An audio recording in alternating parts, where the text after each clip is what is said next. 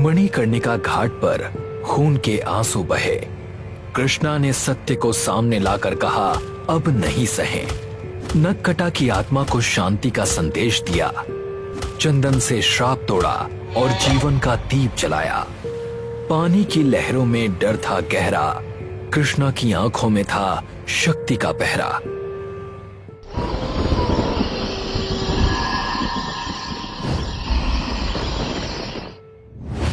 ये मणिकर्णिका घाट पर गांव की महापूजा का पहला दिन है। गांव वाले इकट्ठा होकर पूजा कर रहे हैं। वो नदी में दीप जलाकर अपने भले के लिए प्रार्थना कर रहे हैं। तभी हमें कहानी की नायिका कृष्णा दिखती है। कृष्णा कुमार वंश की एकमात्र संतान है। ये वंश अपने समर्पण के लिए प्रसिद्ध है, खासकर रत्नेश्वर महादेव मंदिर के प्रति। कृष्णा वही बेटी है जो इस वंश की आखिरी संतान बनी। उनका भाई एक कार दुर्घटना में अपने माता पिता के साथ दुनिया छोड़ चुका था। तभी से कृष्णा अपनी दादी के साथ जीवन बिता रही है। कृष्णा थैनाटोलॉजी की छात्रा थी और वो जीवन के बाद के विषयों में रुचि रखती थी। कुछ देर बाद कृष्णा शिव जी की मूर्ति के सामने ध्यान करते हुए दिखाई देती है, जब बाकी लोग भी वहां आकर पूजा करने लगते हैं। थोड़ी देर बाद कृष्णा अपनी आंखें खोलती है और देखती है कि एक महिला पास वाली बेंच पर बैठी हुई है। उसकी त्वचा बहुत मुरझाई हुई है और बाल उसके चेहरे के सामने लटके हुए हैं। कृष्णा शांति पूर्वक उसे देखती है। क्या नाम है तुम्हारा? मेरा नाम नंदिनी है। यहाँ क्यों आई हो? मेरे जाने के बाद मेरे दोनों ही बच्चे जायदाद के मामले में एक दूसरे को मारने पर तुले हैं। मैं विनती करती हूँ, मेरी मदद करो। उसी दिन कृष्णा दोनों भाइयों के साथ बैठी होती है, जो उस महिला के बेटे हैं, जिसे उसने मंदिर में देखा था। मैंने हमेशा से सोचा था कि मेरे बच्चे साथ रहेंगे और जैसी परवरिश मैंने उन्हें दी है उसे याद रखेंगे। तुम जाकर उन्हें उनकी माँ की ये आखिरी इच्छा के बारे में बता दो। दोनों भाई ये सुनकर आंसू बहाने लगते हैं। वो उठकर एक दूसरे को गले लगाते हैं, जबकि कृष्णा शांति से वहीं बैठी रहती है। तभी दृश्य बदलता है और हम उस बुजुर्ग महिला को एक तस्वीर में देखते हैं जिस पर माला चढ़ी हुई है। तभी हमें एहसास होता है कि कृष्णा कोई सामान्य लड़की नहीं है। उसके पास उन लोगों से बात करने की शक्ति है जो इस दुनिया में है ही नहीं। कृष्णा की आंखें इस मिलन को देखकर शांति से चमक रही हैं। कुछ समय के बाद कृष्णा की दादी रसोई में खाना बना रही होती है, जबकि कृष्णा पीछे टेबल पर सब्जियां काट रही होती है। बेटा, और कितना समय लगेगा? कृष्णा कटी हुई सब्जियों की थाली अपनी दादी को देती है। ये लो दादू, हो गया। जब से तुम आई हो मेरे तो 2 हाथ और बढ़ गए हैं। दादू, आप भी ना। सच कह रही हूँ बेटी, काश हमारा पूरा परिवार साथ होता। काश मैंने उन्हें उस दिन वहाँ नहीं भेजा होता। कृष्णा अपनी दादी को गले लगा लेती है। दादू, मैंने आपको कहा था ना, आपको इस बारे में नहीं सोचना है। वो आपकी गलती नहीं थी, वो सब महज एक हादसा था। और सच बताऊं तो पापा और मम्मा आपसे बिल्कुल गुस्सा नहीं है। कृष्णा की दादी हाँ में सिर हिलाती है। कृष्णा भी सिर हिलाकर जवाब देती है और रात यहीं खत्म हो जाती है।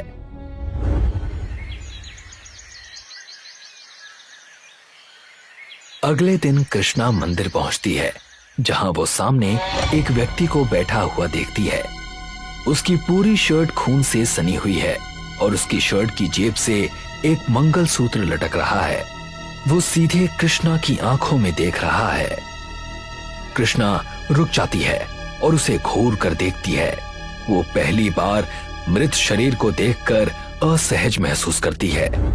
वो फिर से शिव की मूर्ति के पास जाती है और जैसे ही वो पलटती है, वही आदमी ठीक उसके सामने खड़ा होता है। अब कोई नहीं बचेगा। कृष्णा की आंखें डर से चौड़ी हो जाती हैं। अगले ही पल कृष्णा अपने घर में जाग जाती है, डर से हांफते हुए। वो घबराई हुई चारों ओर देखती है और समझ जाती है कि ये सिर्फ एक सपना था। वो इसे नजरअंदाज करती है और गहरी सांस लेकर शांत हो जाती है। उसी दिन कृष्णा टेबल पर बैठी होती है। उसकी दादी उसे नाश्ता देती है। कृष्णा खोई हुई सी दिख रही है और उसकी दादी ये देख लेती है। वो उससे पूछती है, क्या हुआ बेटा, सब ठीक तो है? कुछ नहीं दादू, बस वो बुरा सपना फिर से आना शुरू हो गया है। बस उसकी वजह से थोड़ी परेशान हूँ। कौन सा? वही नक्कटा। क्या? ये कैसे? नहीं जानती दादू, बस भगवान से यही मांगती हूँ कि कोई अनहोनी ना हो। ईश्वर पर भरोसा रखो बेटी, सब ठीक हो जाएगा। कृष्णा सहमति में सिर हिलाती है और अपना नाश्ता पूरा करती है। उसी दिन घाट पर नदी में दिया बहाते हुए दो महिलाएं पानी में उसी व्यक्ति की परछाई देख लेती हैं। वो तुरंत घबराकर चिल्लाने लगती हैं। जैसे ही वो चिल्लाती हैं और पीछे हटती हैं, लोग इकट्ठा होने लगते हैं। कृष्णा बीच में पहुंचती है। क्या हुआ आप लोगों को? एक महिला पानी की ओर इशारा करती है। वहां कुछ भी दिखाई नहीं देता, लेकिन कृष्णा वही मंगलसूत्र पानी में तैरते हुए देखती है जो नक्कटे की जेब से लटक रहा था। तभी नीचे से खून की एक धारा ऊपर उठती है। दूसरी ओर कृष्णा की दादी टेबल पर बैठकर पढ़ रही होती हैं। तभी अचानक वो कुछ डरावना देख लेती हैं। पन्नों को पलटते समय उनके हाथ कांपने लगते हैं। वो अतीत के कुछ दृश्य देखने लगती हैं। उन्हें मूलचंद नाम के आदमी का मृत शरीर घाट के पास दिखाई देता है, जिसका चेहरा पिस चुका है और कमीज की जेब से मंगलसूत्र लटक रहा है। ये दृश्य देखकर दादी की आंखों में आंसू आ जाते हैं और वो किताब बंद कर देती हैं। जैसे ही वो उठकर अपने कमरे की ओर जाने लगती हैं, कृष्णा आ जाती है। वो देखती है कि उसकी दादी डर के मारे घबराई हुई है। दादू, दादू क्या हुआ? दादी सीढ़ियों पर बैठ जाती हैं और रोने लगती हैं। कृष्णा उनके पास पहुंचती है। दादू क्या हुआ? आप ठीक तो हो? बताइए मुझे क्या हुआ? बेटा, हमारे इस गांव से एक श्राप जुड़ा हुआ है जो बलवंत की वजह से आया है। पापा की वजह से? पर क्या? इस श्राप ने तुम्हारे पूरे परिवार को खत्म कर दिया और अब ये तुम्हारे पीछे पड़ी है। दादू, आप मुझे अच्छे से बताइए कि क्या हुआ है। दादी उसे बलवंत के अतीत के बारे में बताने लगती हैं। बलवंत ने कभी किसी का बुरा नहीं किया, पर बस एक बार वो पैसों के लिए बहक गया था। पूजा संपन्न हुई, अब आरती सिर्फ तुम्हारी होगी। क्या सच में पंडित जी? हाँ, अब जाओ और जाकर उससे अपने प्यार का इजहार करो। तुम्हारा कार्य अवश्य संपन्न होगा। पंडित जी, मैं इसके लिए आपका हमेशा आभारी रहूंगा। उसने मूलचंद नाम के एक आदमी के लिए आरती नाम की एक लड़की पर वशीकरण किया था, पर पता नहीं क्यों उसकी पूजा ने काम नहीं किया और मूलचंद वापस घाट आ गया।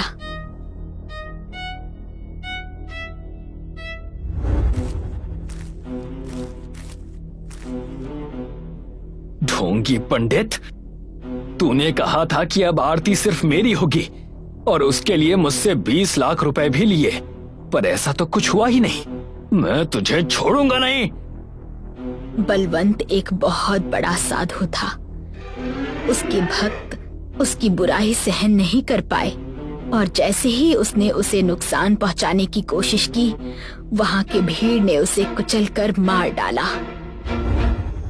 दादी सीढ़ियों पर बैठी कृष्णा को रोते हुए ये सब बताती हैं और कृष्णा की आंखों में भी आंसू आ जाते हैं। बलवंत ने उससे पैसे जरूर लिए, पर उसने हमें कभी नहीं बताया कि उसने उस पैसों का क्या किया। उसकी आत्मा वापस आई और बलवंत को परेशान करने लगी थी। इस नक्कटे की आत्मा से पीछा छुड़ाने के लिए ही वो बड़े मंदिर जा रहे थे, पर वो पहुंच पाते इससे पहले ही नक्कटे ने। आप लोगों ने ये सब मुझसे क्यों छुपाया? जब ये सब हुआ तब तू बहुत छोटी थी बेटा। बलवंत नहीं चाहता था कि तुझे कुछ भी पता चले। पर ये सब इतने साल बाद क्यों?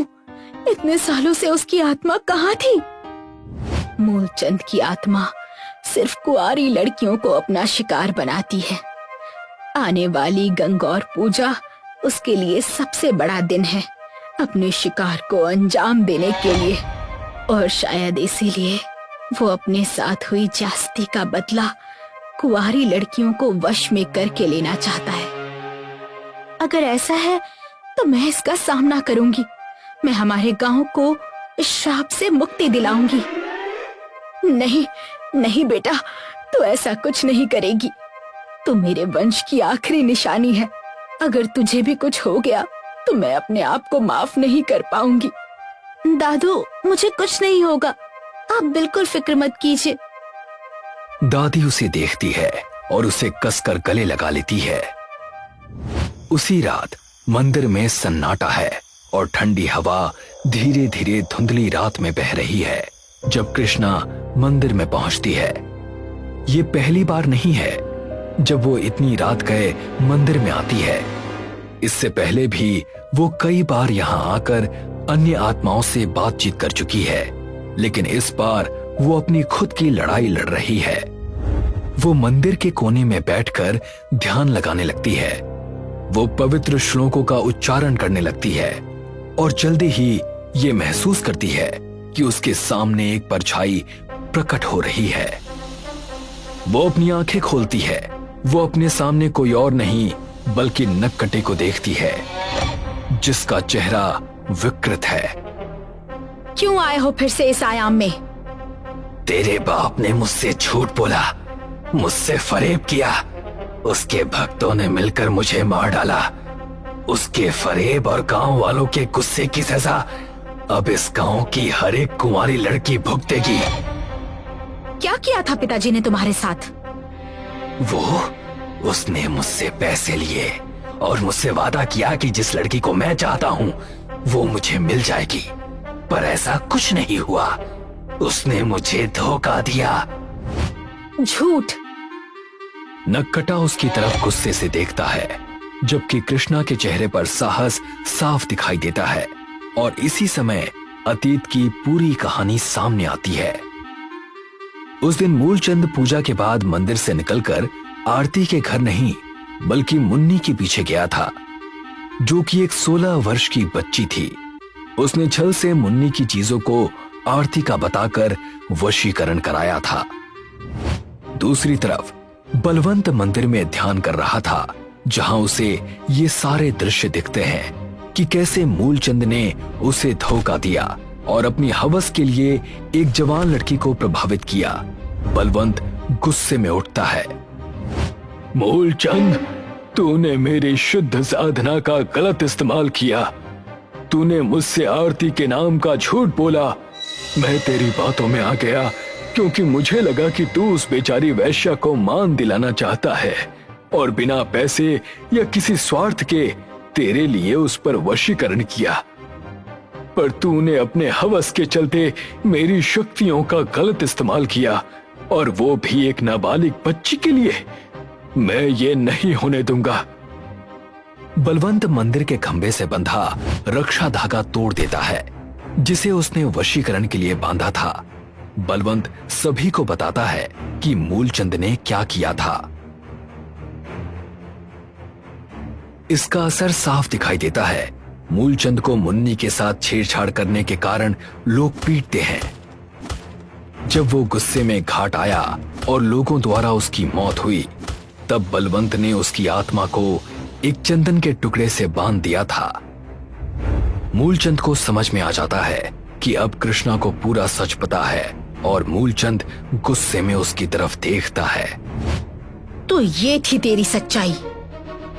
ये सब तो कैसे जानती है? कृष्णा अपनी आंखें उठाकर देखती है और एक आत्मा को पीछे खड़ा पाती है। ये वही महिला है जिनके लड़ते हुए बेटों तक कृष्णा ने उसकी बात पहुंचाई थी। वो महिला उन्हीं में से एक थी जिसे बलवंत ने मूलचंद के दुष्कर्म के बारे में बताया था। मूलचंद गुस्से में कांप रहा है। वो ना तो हिल सकता है और ना ही कुछ कर सकता है, क्योंकि कृष्णा पवित्र पानी के घेरे में बैठी हुई है। मेरे बारे में पता तो कर लिया तूने, पर अब कुछ नहीं कर पाएगी। कल गंगौर की रात है, याद रखना। कल गांव की सारी लड़कियां मेरे वश में होंगी। इसी के साथ मूलचंद हवा में गायब हो जाता है। कृष्णा वहीं चिंतित बैठी रहती है। अगली रात गंगौर पूजा की रात है। पूरा घाट दियों से रोशन है और कई अविवाहित लड़कियां हाथों में आरती की थाली पकड़े हुए हैं। उनमें से एक कृष्णा भी है। वो सभी से आगे दौड़ते हुए जगह का जायजा लेने की कोशिश करती है। वो ये देखती है कि कहीं कुछ गलत तो नहीं हो रहा। पूजा के शोरगुल में कोई भी उसे नहीं देखता। तभी उसे दूर से महिलाओं के रोने की आवाज सुनाई देती है। वो दूर देखती है और समझ जाती है कि एक लड़की अपने दोस्त के लिए रो रही है, जो होश में नहीं है और खुद को नदी में डुबोने जा रही है। कृष्णा तुरंत उनकी तरफ दौड़ती है और रोती हुई लड़कियों को शांत करती है। साथ ही वो जोर से आवाज लगाती है, कोई भी पानी के अंदर नहीं जाएगा। इस पानी में नक्कटे का साया है। वहां मौजूद सारी लड़कियां रुक जाती हैं और कृष्णा को देखने लगती हैं। वो हैरान होकर उसके आसपास इकट्ठा हो जाती हैं। हाँ, नक्कटा आज गंगौर पूजा के बहाने से इस गांव की सारी लड़कियों को मारना चाहता है। पर तुम सब डरो मत, मैं जानती हूँ हम इस श्राप को कैसे तोड़ सकते हैं। जैसे ही सारी लड़कियां उसकी बात सुनती हैं, नदी की लहरें सीढ़ियों तक पहुंचने लगती हैं, जहां पर लड़कियां खड़ी हैं। धीरे धीरे सभी लड़कियां नक्कटे के प्रभाव में आ जाती हैं। वो सभी नदी की ओर बढ़ने लगती हैं। कृष्णा की आंखें डर से चौड़ी हो जाती हैं, क्योंकि वो अपनी आंखों के सामने सबसे बुरे की शुरुआत देखती है। इसी दौरान वो नक्कटे को पानी से ऊपर उठते हुए देखती है, जहां सभी लड़कियां धीरे धीरे नदी की ओर बढ़ रही हैं। मूलचंद, अब और नहीं। वो अपनी जेब से वही चंदन का टुकड़ा निकालती है। नक्कटा इसे देख लेता है और उसकी आंखें डर से चौड़ी हो जाती हैं। नहीं, तू ये नहीं कर सकती। मैं ये कर सकती हूँ और मैं ये करूंगी। तेरी आत्मा तो खुद तेरी नहीं, वो इस चंदन की मोहताज है और मैं इसे उस पवित्रता से मारूंगी जिसके तू लायक है। नहीं! कृष्णा चंदन के टुकड़े को पवित्र गंगा में डाल देती है और फिर नक्कटा जोर जोर से चीखने लगता है। नक्कटा हवा में गायब हो जाता है। उसका पूरा शरीर राख में बदल जाता है। जैसे ही चंदन का टुकड़ा पानी में घुलता है, उस पल में गहरी चुप्पी होती है। कुछ समय के बाद नक्कटा पूरी तरह से गायब हो जाता है। कृष्णा उठकर इसे देखती है। सारी लड़कियां जो आधी पानी में डूब चुकी थीं, रुक जाती हैं और पलटकर कृष्णा को हैरानी से देखती हैं।